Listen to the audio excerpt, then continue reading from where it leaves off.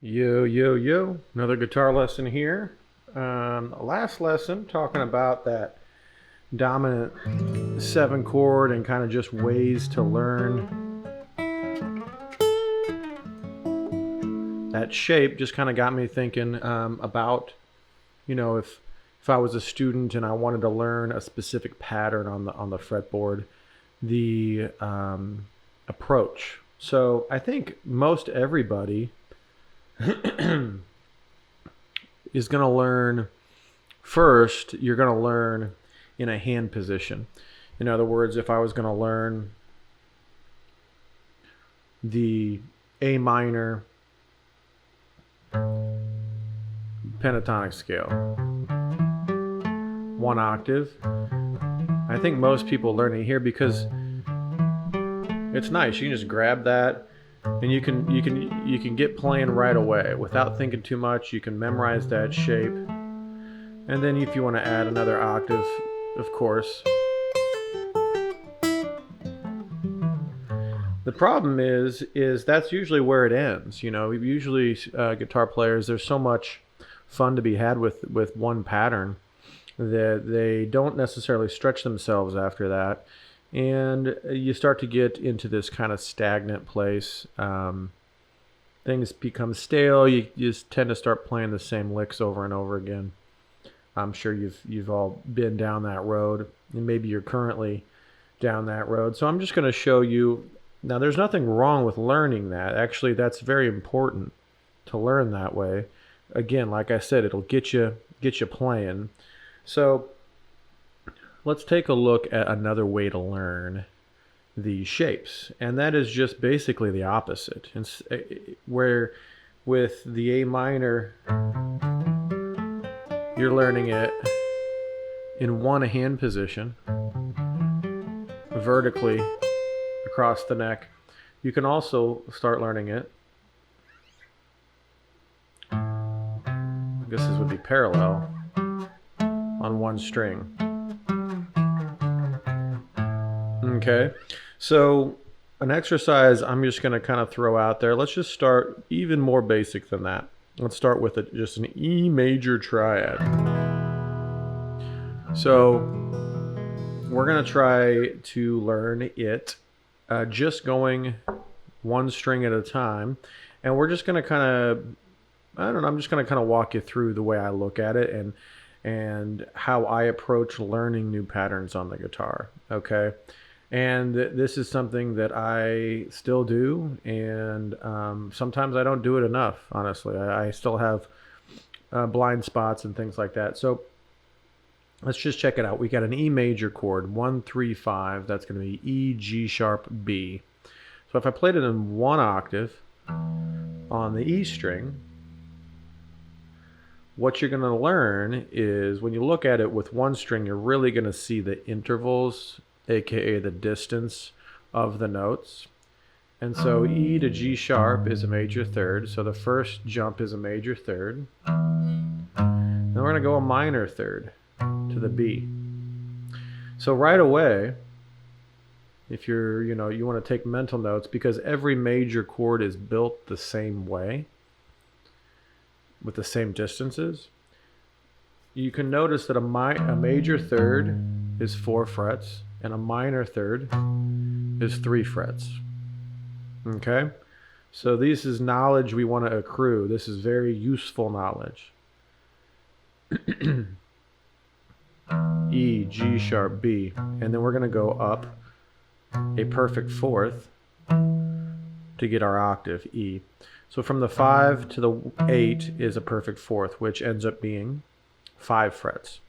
So we got 4, 3, 5. Okay? And this is stuff that you just want to pay attention to, and it's going to sink in over time. Because if you know that, let's say you start on C, you just do the same thing. Up 4 frets to E, up 3 frets to G, up 5 frets to C again. Okay? Sidetrack. So let's go back to E.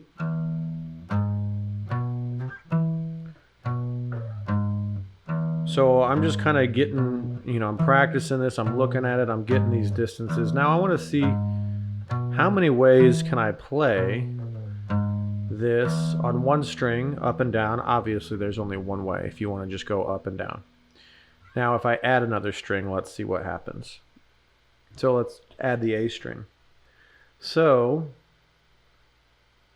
I have to play the E and the G sharp on the 6th string because those notes are too low for the A string. But I can grab my B on the A string, so let's check this out. We got this.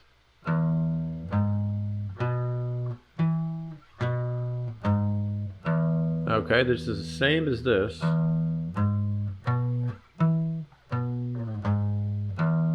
Okay. So now we're starting to move more across the fretboard, just a little bit, but we're still mostly going parallel here.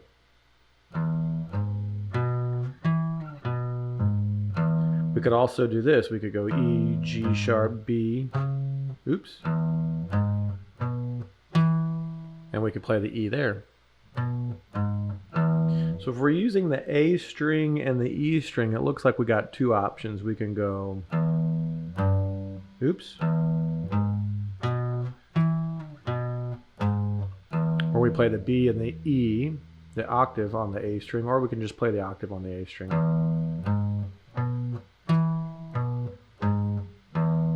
And you can already start to see how useful that is, because I don't have to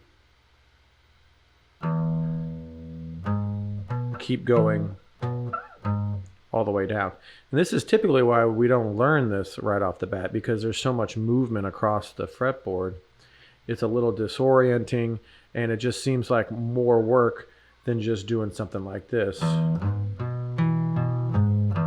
which would be the next option, is add that 3rd string. Now we're really starting to play more, again, more vertical, more in a box. So we got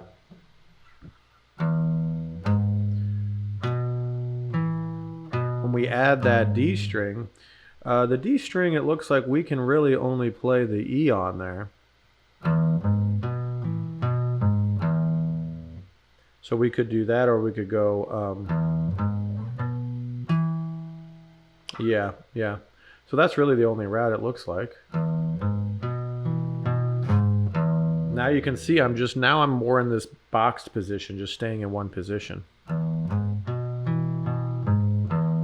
Okay.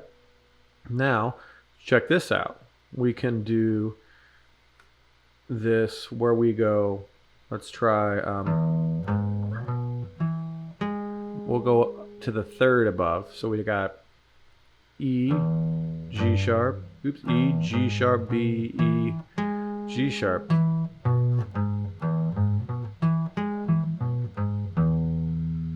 Or we can go, oops.